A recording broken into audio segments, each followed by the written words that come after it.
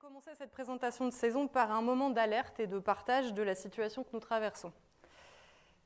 Les coupes budgétaires des collectivités locales qui sont imposées par l'État plongent le service public et l'art et la culture dans une situation alarmante.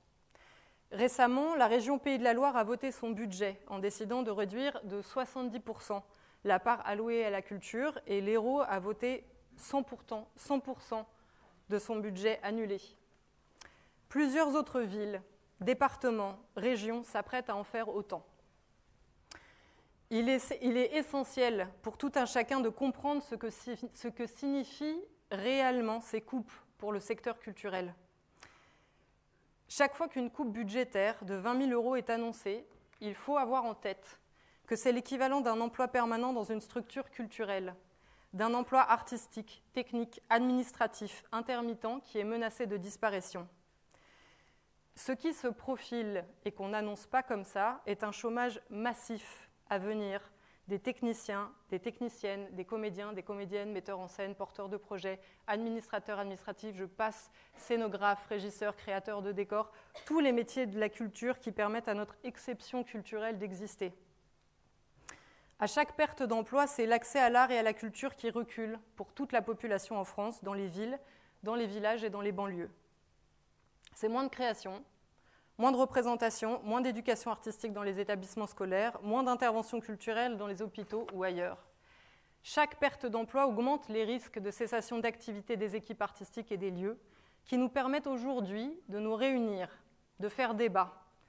Le tissu associatif, le tissu culturel comme on l'appelle, est réellement en danger. Le contexte d'austérité budgétaire ne peut pas occulter les menaces qui pèsent au-dessus de nos démocraties. C'est pourquoi nous disons que sacrifier les services publics, dont celui de l'art et de la culture, est un calcul vraiment dangereux au regard des grands bénéfices sociétaux qui en découlent. Que l'État consacre 0,6% de son budget à cette politique publique est déjà largement insuffisant pour répondre aux besoins qui sont exprimés et par la population et par les professionnels. Aussi, nous toutes et tous, bénéficiaires de ce qu'on peut appeler aujourd'hui le service public de l'art et de la culture, vous, public, nous, artistes, techniciens, techniciennes, salariés, directrices de lieux, ensemble, nous nous tenons debout pour affirmer notre besoin d'une culture vivante, qui stimule les imaginaires, qui partage les savoirs et reflète notre diversité, qui favorise enfin le bien vivre ensemble en fait. Il y a en ce moment une pétition qui est à signer sous le titre « Debout pour la culture ». Il y a un QR code à l'entrée, vous pouvez le trouver pour trouver immédiatement le lien. Mais aussi plusieurs initiatives à suivre, entre autres sur le site du TDB, du mouvement du Printemps des services publics.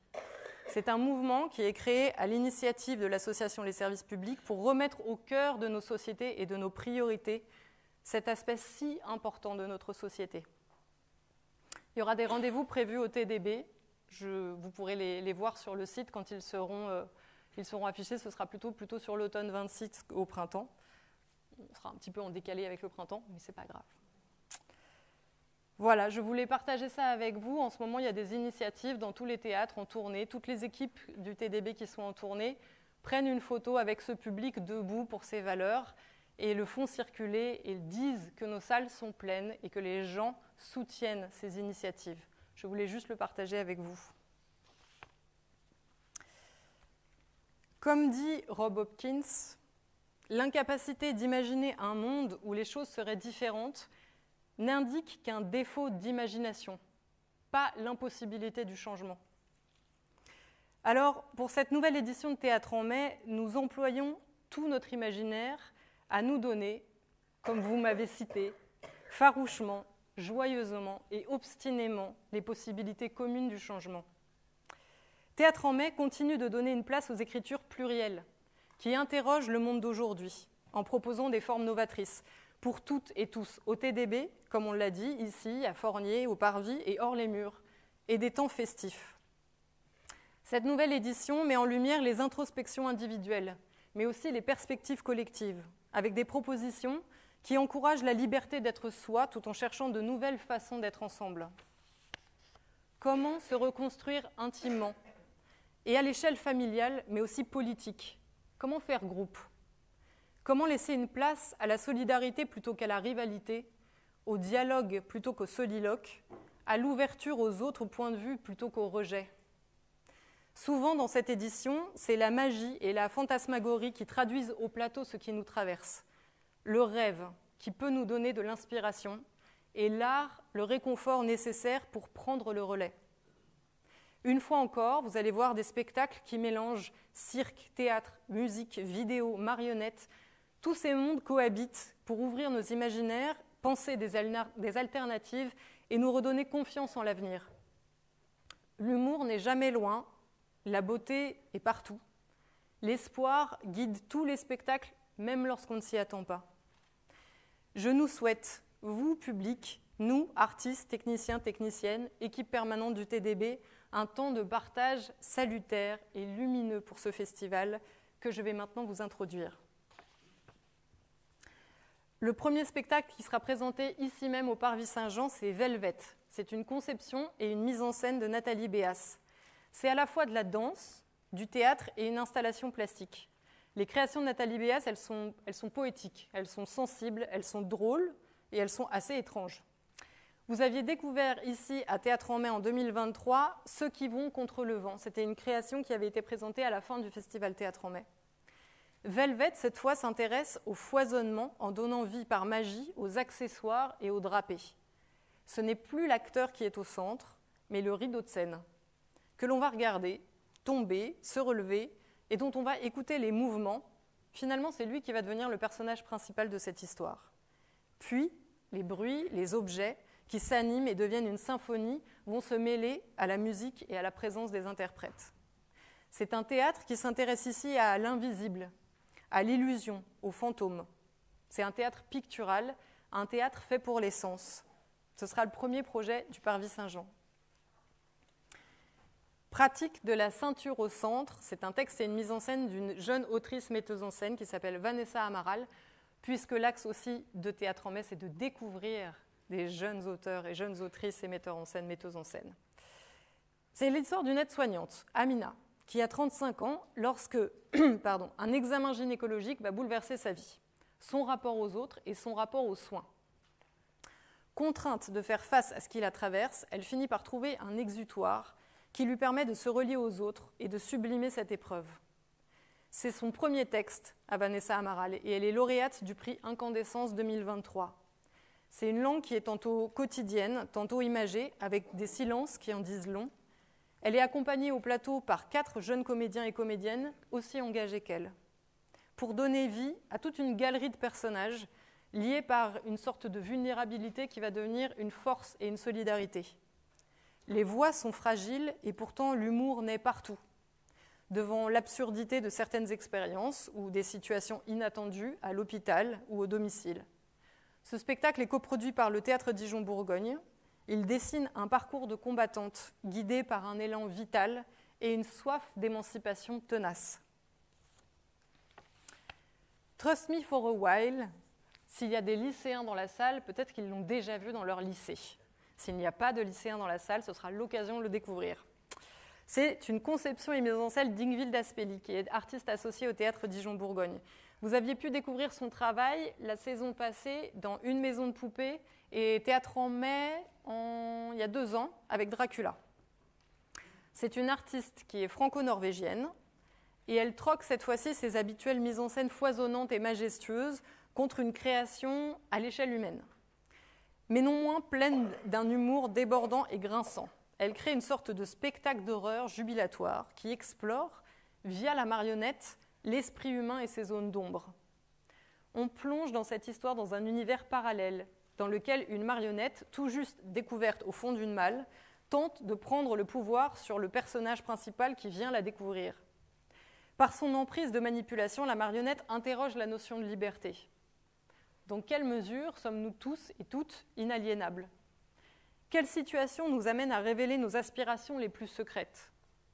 Nous avons accueilli cette année cette jeune troupe permanente qui est issue de l'école de marionnettes de Charleville-Mézières, qui a écumé, je ne dirais pas tous, mais une grande partie des lycées de Dijon et de la région Bourgogne-Franche-Comté avec ce spectacle. C'est une création qui est réjouissante et que nous sommes infiniment heureux de pouvoir partager maintenant avec vous, et ce sera présenté à la Minoterie. La nuit pour voir, c'est une adaptation et mise en scène de Quentin Vigier à partir de textes de l'œuvre d'Anne Dufourmentel. Je ne sais pas si certains de vous la connaissent.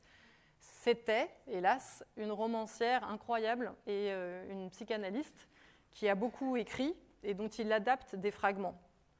Pour sa première création en tant que metteur en scène, Quentin Vigier, il est vidéaste. Il a choisi de nous offrir une expérience sensorielle et plastique pour nous plonger dans cet univers du rêve. Il a été touché, lui, par la douceur du travail de la philosophe et psychanalyste, qui a écrit plusieurs magnifiques livres inspirés par sa relation à ses patients, autour de la mort, l'amour, l'instinct maternel, nos forces de survie. Il s'appuie sur ces textes pour imaginer une sorte d'écriture fragmentée qui creuse entre les mots et les images. Le plateau va être traversé par des projections vidéo qui peignent des paysages imaginaires. Il devient une sorte d'espace fantasmatique, poétique et sauvage qui est incarné par une actrice et une circassienne.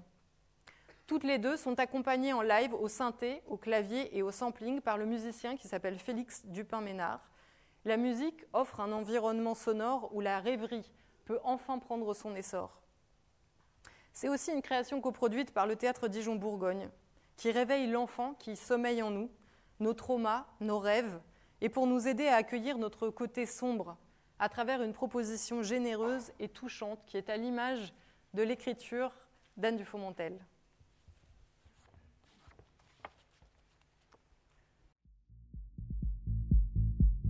La nuit, c'est notre vérité.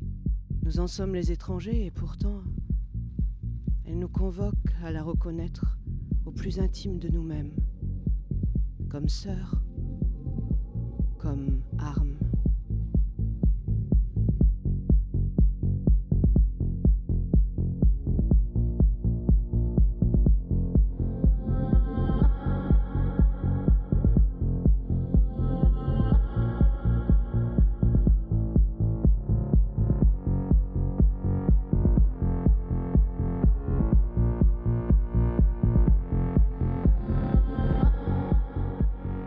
N'offre aucun point de résistance à sa propre densité secrète.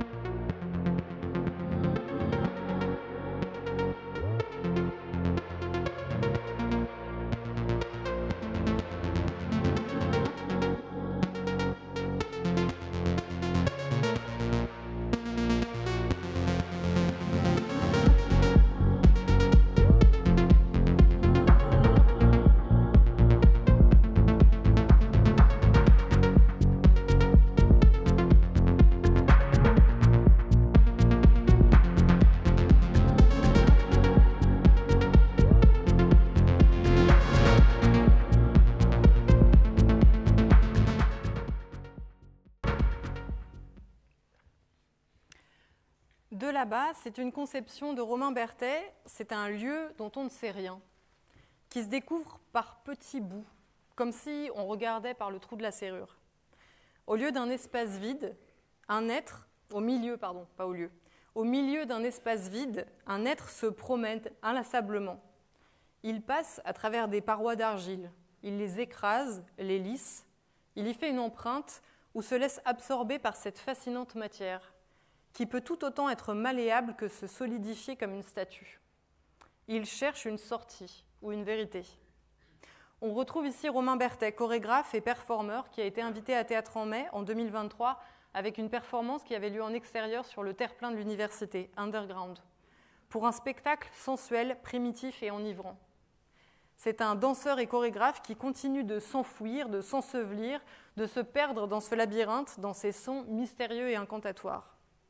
On passe de la beauté plastique d'un paysage qui se dévoile au burlesque d'une séquence impromptue.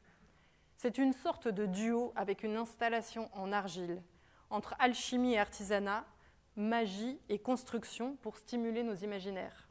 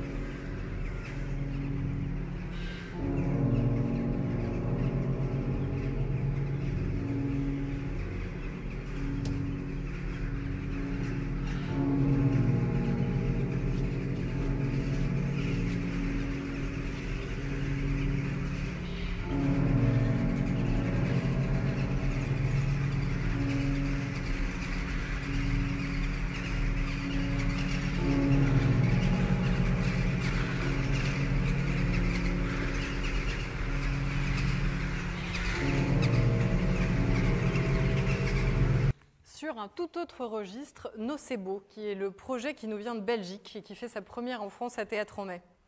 Après avoir exploré d'où il venait, dans le très remarqué Luca, qu'on prononce plutôt Last Universal Common Ancestors, l'irrésistible duo comique de Hervé Guérisseri et Grégory Carnoli se demande maintenant où on va. Et surtout, si à force d'absorber des scénarios catastrophes sur l'avenir du monde, on n'encourt pas le risque de les voir se réaliser. C'est le méconnu effet nocebo. Ils refusent de penser au pire et prennent le parti inverse, penser et dire que les choses iront bien. Pour cela, ils sont partis à la rencontre de ceux qui savent de quoi demain sera fait. Les devins, les religieux, les diseurs de bonne aventure, les généticiens et même une entreprise de cryogénisation. C'est un spectacle optimiste, drôle et humaniste qui oscille entre le stand-up et la conférence scientifique pour rêver à des lendemains meilleurs. Ce spectacle est aussi coproduit par le TDB, Nocebo. Ce qui est sûr, c'est qu'avec un duo aussi joyeux et plein d'espoir, on croit dans la poésie, dans l'altérité, et on a enfin envie de découvrir le futur. À la fin, il y a une scène où on frère, s'en va. frère, tu racontes pas la fin. Pourquoi la fin, elle est vraiment bien? Je sais qu'elle est bien, c'est pour ça qu'on l'a mise à la fin. Tu vas pas raconter la fin, on va pas commencer par la fin. Ben moi, je m'en fous, on commence par la fin. Déjà, si tu commences par la fin, c'est plus la fin, hein, c'est le début. Alors, on s'en fout, parce que la fin, c'est toujours le début de quelque chose de nouveau. Intéressant, ça, Grégory. Est-ce que ça vous dérange si on vous pose une petite question? Je ne suis pas bien aujourd'hui. Je suis super pressée, dites-moi. On va où? Pas bien loin. Ah ouais Ah. Et où va le monde? Ça, je m'en fous. Il n'y a aucun moment où on profite vraiment de notre vie. On va où? Pas dans le mur. La notion du monde comme quoi elle est voie à sa fin, si tout le monde pense ça, d'office elle sera réalisée. Mais si certaines personnes prennent un peu les rênes et commencent à s'opposer à cette idée, alors d'office on pourra changer le monde. Tiens, regarde, notre spectacle s'appelle Nocebo. C'est la même chose que l'effet placebo, mais à l'inverse. On te fait croire que ce médicament a un effet négatif et du coup tu développes l'effet négatif. Et on veut faire un parallèle entre ça et notre vision du monde. L'accent, ça marche toujours. Hein. Un verre à soie. Le spectacle a déjà été spoilé, mais je le représente quand même. Un verre à soie, c'est de Claire Barabès. Ça ressemble à une sage dégustation viticole. Un instant sirupeux, où le pianiste et compositeur Benjamin Prat s'ennuierait presque. Mais comme toujours avec Claire Barabès, que vous avez pu découvrir, qui est autrice et comédienne, ne nous fions pas aux apparences. Préparez-vous plutôt à quelques vapeurs de révolte invisibles au cours d'un apéritif corrosif et joyeux.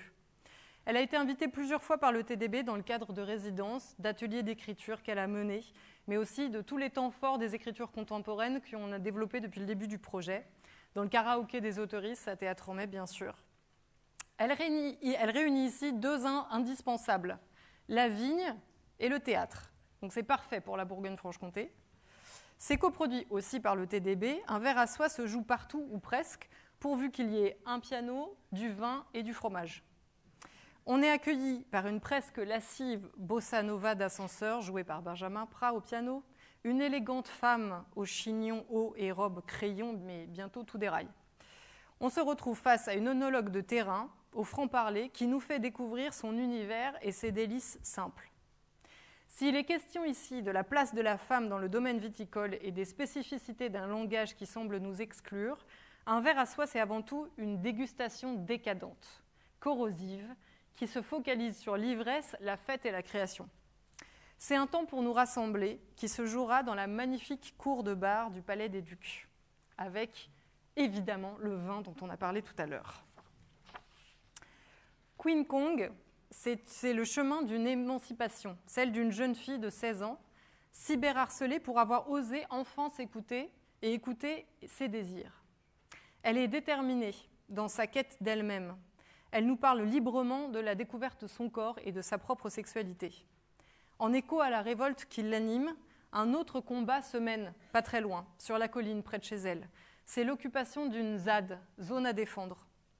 C'est la Dijonnaise Géraldine Pochon qui crée un ring pour les mots d'Hélène Vignal. Ce sont des mots crus qui nous parviennent directement comme des uppercuts. Au milieu de bottes de paille, on retrouve Marion Cadeau, bien connue du TDB, notamment puisqu'elle était dans How Deep is Your Usage de l'art de Benoît Lambert et qu'elle a fait partie de cette troupe permanente que j'évoquais tout à l'heure. Elle se livre ici à 100%, entourée par un environnement sonore omniprésent qui est joué en direct par Michael Santos.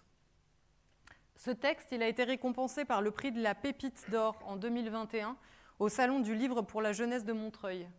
Queen Kong, ça s'adresse à nous toutes et tous qui rêvons en secret de changer de peau. Ce sera présenté aussi à la Minoterie. Face à la mer, c'est un véritable coup de cœur que j'ai eu en allant voir ce spectacle à la MC Bobigny il y a peu de temps. C'est un spectacle de Guy Cassirs, qui est un très grand metteur en scène qui vient d'Anvers. C'est une interprétation et un texte de Jean-René Lemoine, qui est un auteur et comédien, metteur en scène lui aussi, mais il ne se met pas en scène dans le spectacle, c'est Guy Cassirs, et il est d'origine haïtienne. Il a écrit un texte, il y a maintenant 20 ans, et il a demandé à Guy Cassirs de le remonter aujourd'hui avec lui. C'est un texte qu'il a écrit après la mort de sa mère, qui lui adresse un chant d'amour poignant. C'est une sorte de monologue intime, à la portée universelle, qui décrit à la fois la solitude, la douleur inconsolable, mais aussi le retour vers Haïti, son pays qui est descendu dans l'abîme, qui a été ravagé par la violence et la misère. Quelques années après la mort de sa mère, un fils lui adresse un chant d'amour bouleversant, dans lequel il lui dit tout ce qu'il a tué jusqu'à présent, et dans lequel il nourrit aussi l'espoir d'une réconciliation maintenant impossible. C'est un spectacle poignant qui est à la fois épuré, plastiquement puissant. Il est épuré et plastiquement puissant. Il est porté par une scénographie et des lumières assez magnifiques de ce metteur en scène, Guy Cassirs, qui a vraiment cette spécificité. Jean-René Lemoine, c'est un acteur qui transfigure le réel dans un monologue. Il gratte la mémoire jusqu'à l'os et il recompose son histoire à partir de lambeaux. Séparés par les mers, depuis que sa mère s'est réinstallée en Haïti, ils entretiennent cette relation à distance qui est chahutée par des incompréhensions, des conflits et le poids de l'exil entre lui en France et elle en Haïti. C'est une pièce sur un fils rattrapé par ce pays qu'il avait tenté de fuir. Un pays qui est maintenant ravagé par la violence et la misère, mais aussi finalement sur cette relation mère-fils, tout à la fois sublime et tumultueuse.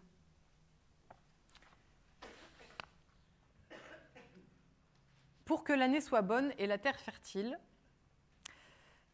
confronté à l'échec de sa propre création, c'est un groupe d'artistes, de jeunes artistes, qui nous expose ses doutes, ses tentatives, avant de se glisser peu à peu dans la peau de créatures qui sont mi-bêtes, mi-humaines.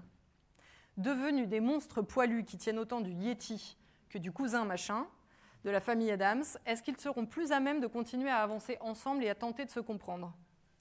Les 5 membres du collectif Mind the Gap nous offrent un ballet qui puise à la fois dans l'imaginaire des fêtes rituelles. C'est une sorte d'objet hybride, décalé, qui déplace notre regard de manière assez inattendue. Pour que l'année soit bonne et la terre fertile, c'est l'histoire d'un groupe qui avait pensé un spectacle et qui, malgré lui, en fait un autre. C'est l'histoire d'un groupe qui voulait se transformer et changer sa vision du monde, qui pense ne pas avoir réussi, mais en fait si. C'est l'histoire d'un groupe qui avait vraiment le souhait que l'année soit bonne et la terre fertile.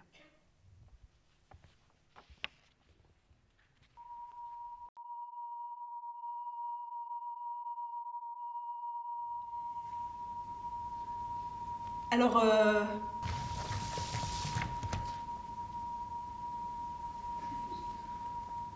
c'est un peu difficile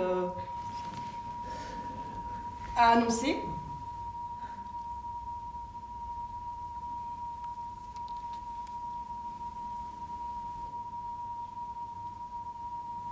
Voilà. Si on est là ce soir devant vous,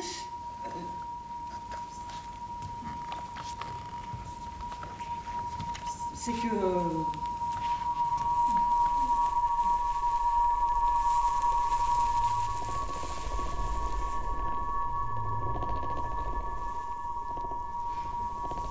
il n'y aura pas de spectacle.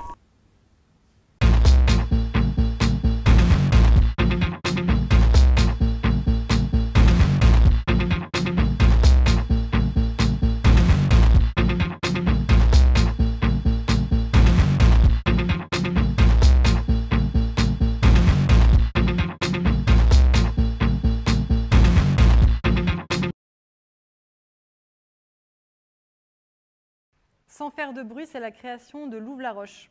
Et c'est une expérience sensuelle et auditive. Elle est aussi visuelle et c'est inspiré de son histoire personnelle. Elle a dressé le portrait assez sensible de sa famille, dont le pilier, la mère, devient sourde de manière soudaine et inattendue. C'est un événement à la fois tragique et comique pour celle dont le métier était d'écouter. C'est prodigieux de l'avoir incarné une galerie de personnages grâce à un travail minutieux de synchronisation labiale. Elle incarne tous les membres de sa famille. Elle se fait le réceptacle de leurs mots qui ont été enregistrés auparavant. Elle donne corps à toutes leurs intonations, leurs souffles, et elle fait apparaître une galerie de personnages sur le plateau. Avec le timbre voilé de son grand-père qu'on entend, on voit apparaître tout d'un coup son corps, ses expressions, son âge. On voit aussi la nonchalance de son frère. On voit aussi apparaître sa nièce de 5 ans. J'étais au jury du Festival Impatience au mois de décembre de la Jeune Création qui a lieu au 104, qui présente énormément de projets sur lesquels on doit choisir. Et nous avons découvert ce projet-là à ce moment-là. Ça a gagné le prix du jury du Festival Impatience. Et pour moi, c'était aussi un vrai coup de cœur. C'est avec beaucoup de délicatesse et de tendresse sur les liens familiaux, les petits arrangements bouleversés et les habitudes ébranlées. C'est aussi un spectacle sur l'amour et la peur. Lieu-dit, c'est la compagnie régionale qui s'appelle La Migration qui va présenter son spectacle en extérieur. Ce sera au parc du Château de Pouilly. C'est le deuxième volet d'un diptyque qui pose un nouveau regard sur le mouvement et la nature. C'est un spectacle qui réunit 4 acrobates et un musicien en live. Ils croisent dans leur création à la fois le cirque, la création musicale, l'écriture chorégraphique in situ. Cette compagnie ouvre nos frontières et ouvre les frontières entre les disciplines. Elle est installée en plein air, une étrange machine rotative, gigantesque pendule à 2 fils, inventée par la compagnie, qui offre un terrain de jeu illimité aux interprètes qui forment une sorte de chœur suspendu. C'est de la voltige, de l'acrobatie, de l'équilibre. Il faut trouver sa place dans cet espace vivant, accueillant, en suspension. C'est une sorte de road movie musical, un ballet aérien qui fait dialoguer le vent et le blues d'une guitare électrique. C'est un temps propice à la rêverie et c'est aussi un temps qu'on souhaite familial, qui laisse advenir les beautés des imprévus dans un paysage en éveil.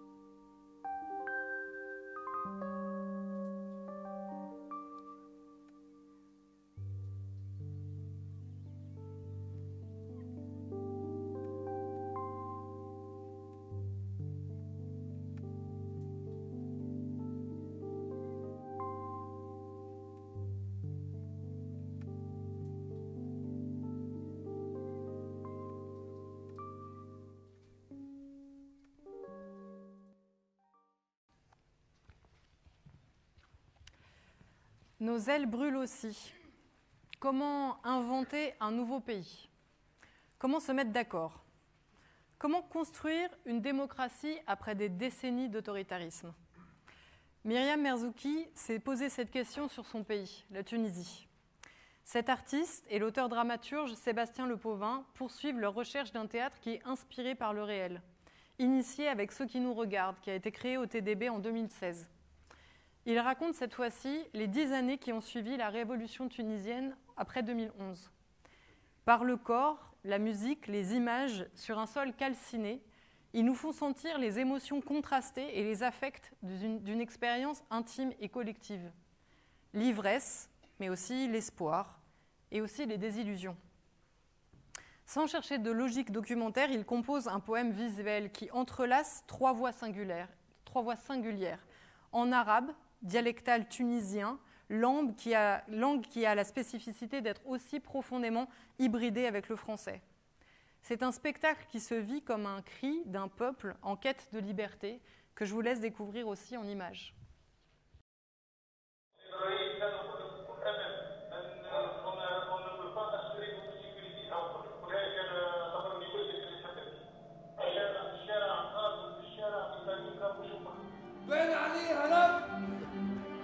بان عليها رب الشعب التونسي يا توانسه اللي يغبنوكم اتنافسوا الحريه. شهيد نشيد الحق. شهيد صوت النواح، صوت الامات اللي تبكي على اولادها، المثال كي كان البلاد بارك. شفت شربحنا تو؟ كيفاش تتوقع بابا بالسوم؟ كيفاش قاعد تتوقع معناها؟ شنو؟ ديمقراطيه مثاليه واحد في رمشه عين؟ كنهار روحت للبلاد نلقاهم عاد خالطين على حد شيء. الديمقراطيه بدعه سيدي خلقوها باش يخليونا نسخروا روحنا ونجموا نعيشوا فرحانين واحنا غارقين في الميزير الى العنكوش. الشعب قاعد كل حزين. Je suis très heureuse qu'on accueille Monga, qui nous vient du Brésil et qui va faire sa première en France. Elle est invitée pour la première fois ici, en France, avec son seul en scène. C'est une artiste brésilienne qui s'appelle Jessica Teixeira, qui continue de démasquer les singularités et de défier les conventions. Se déclarant habitante et propriétaire d'un corps qui nous est étranger, car hors du commun, elle tisse son histoire avec celle de Julia Pastrana, qui est une artiste mexicaine qui a été abominablement appelée la femme singe, qui a été exhibée dans les zoos humains et les freak shows du XIXe siècle, de son vivant, mais aussi après sa mort. Jessica Teixeira est une performeuse incroyable. Elle danse, elle chante à sa manière, elle joue de l'érotique, du ridicule et aussi de nos peurs à nous d'être face à un corps qui nous est étranger. Elle est accompagnée au plateau par 2 musiciens qui créent avec elle en direct. Et elle revisite le passé pour renverser la question des mythes, interroger les frontières et les diktats qui façonnent notre représentation. C'est une performance qui est à la fois festive mais aussi subversive et qui nous propose d'écrire des nouvelles façons et des nouvelles histoires, d'inventer enfin des imaginaires collectifs. Nos musées imaginaires, c'est le temps fort des écritures contemporaines. Il y en a maintenant 2 dans l'année. Il y a toujours ce moment au mois de décembre où vous pouvez rencontrer les auteurs, les autrices qui viennent écrire et partager des moments avec vous. Et puis dans Théâtre en mai, il y a toujours un moment où les auteurs et les autrices ont fait des rencontres cette année avec vous, public, avec plein de gens de la ville de Dijon, de la région Bourgogne-Franche-Comté. Et ils viennent aussi restituer ces endroits et ces rencontres. Les auteurs et les autrices, que sont Kevin Kayes, Julie Ménard, Gustave Akakpo et Claire Barabès, qui sont associés au Théâtre Dijon-Bourgogne, nous transportent cette fois-ci dans nos musées imaginaires. C'est tous nos souvenirs d'œuvres ou de lieux qui ont été des chocs esthétiques. C'est une soirée qui a été conçue par Kevin Kayes, qui est auteur associé à la direction. C'est un temps pour se recharger mutuellement de la beauté et nous rendre combatifs. Il et elle sont allés à la rencontre de spectateurs, de spectatrices de tous les horizons pour leur demander ce qui a provoqué chez eux un coup de foudre, un choc esthétique. Quel paysage, quel poème, quel livre éphémère ou éternel continue de nous apporter réconfort et de nous porter dans nos vies? Quel film, quel tableau, quel lieu il garde en mémoire et il convoque comme un talisman précieux ou une sorte d'antidote à la violence d'aujourd'hui. À partir de ces récits qu'on leur a racontés, ils ont tous écrit des histoires. Ils ont tous aussi apporté des objets. Et ces auteurs et ces autrices composent une sorte de dramaturgie pour cette soirée unique qui se terminera comme toujours en dance floor. C'est doux et c'est joyeux. C'est comme une soirée au coin du feu pendant laquelle on se rechargerait mutuellement de beauté en se racontant des histoires. Ce sera le samedi 31 et ce sera au Parvis Saint-Jean. Radio en mai, c'est la radio du festival que vous pouvez retrouver le vendredi et le samedi du premier week-end et le vendredi et le samedi du week-end suivant. Elle est animée en direct et en public et ces émissions prennent la forme de performances. Il y a à chaque fois les rencontres avec les artistes qui ont été invités au festival, des chroniques, des témoignages, les échos du festival, les cuisines du festival, des concerts improvisés, des invités surprises et chaque émission a sa couleur extrêmement différente. Radio en mai, c'est piloté par Alexandre Planck et Making Waves et c'est présenté par Aude Lavigne, qui est une journaliste de radio. Ça sera diffusé depuis le Parvis Saint-Jean, mais aussi depuis la salle Jacques Fournier. Et toutes les émissions, elles pourront être réécoutées sur Radio Dijon Campus et aussi en podcast sur le site du TDB. Vous pouvez retrouver le programme complet à partir du 12 mai sur le site du Théâtre Dijon Bourgogne ou alors en scannant le QR code du programme. C'est en accès libre. 2 soirées festives pour conclure. Cosmos 2, The World is Yours. C'est un DJ set. C'est la première soirée du festival. Ça aura lieu au Parvis Saint-Jean le samedi 24 mai à partir de 23h. C'est une entrée libre, mais sur réservation, comme en général les soirées de théâtre en mai sont des soirées où il y a du monde.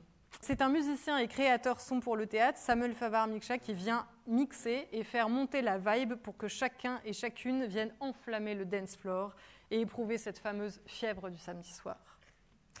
Le deuxième DJ set, il aura lieu le samedi suivant, le 31 mai, aussi au Parvis Saint-Jean. Ce sera le dernier week-end du festival et ce sera histoire de finir tous ensemble, vous, public, artistes, techniciens, techniciennes, équipe permanente, invités, bref, tout le monde. Pour les informations pratiques, nous souhaitons, dans notre démarche de développement durable que nous avons engagée avec le Théâtre Dijon-Bourgogne, adopter les mobilités douces. Et du coup, nous vous invitons à venir au festival de manière responsable et en plus économique et surtout très bon pour la planète. Bref, ça n'a que du positif. Vous trouverez sur notre site différentes solutions de mobilité douce. Il y a la station Divia Vélodie, il y a des arceaux pour les vélos, il y a des trams, il y a des bus, et ça permet de se faire un parcours entre les lieux d'un spectacle à un autre et aussi de ne plus utiliser sa voiture pour cela. Durant le festival, le bar du Parvis Saint-Jean est évidemment ouvert, la salle Jacques Fournier et son bar aussi, l'Athénéum aussi, donc ça vous accueille avant et après chaque représentation. Et en concertation avec la librairie La Fleur qui pousse à l'intérieur, le TDB va vous proposer au Parvis Saint-Jean aussi, au moment des représentations et à plusieurs occasions dans divers lieux du festival, une sélection d'œuvres que nous avons pensées ensemble autour des auteurs et des autrices qui sont invités, mais aussi autour des thématiques du spectacle et aussi autour de l'actualité littéraire afin d'ouvrir aussi le champ à de nouvelles découvertes.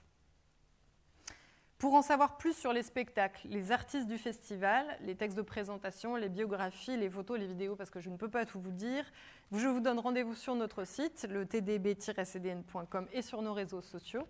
Je voulais aussi terminer cette présentation en vous invitant tous et toutes à l'ultime retour de Véro Première, reine d'Angleterre à Dijon, puisque ça commencera la saison du TDB, mais hors les murs et bien plus tôt que dans les murs. Donc Véro et les 26 000 couverts vous donnent rendez-vous sous les étoiles pour un mélodrame en 4 actes et 1000 coups de théâtre, frissons et crises de rire garantis comme à chaque fois avec les 26 000. C'est un événement qui a le soutien de la ville de Dijon, qui a le soutien et le partenariat du Théâtre Dijon-Bourgogne. Et pour ne pas manquer cette occasion, on vous invite à réserver vos places sur le site du TDB dès le 5 juin. Ça sera présenté hors les murs au jardin de l'Arquebuse. Je remercie infiniment toute l'équipe permanente du Théâtre Dijon-Bourgogne et tous les intermittents qui travaillent sur ce festival, sans qui rien de tout ce que vous venez de voir ne sera possible. Et je demande à l'équipe de me rejoindre pour que vous puissiez aussi les remercier.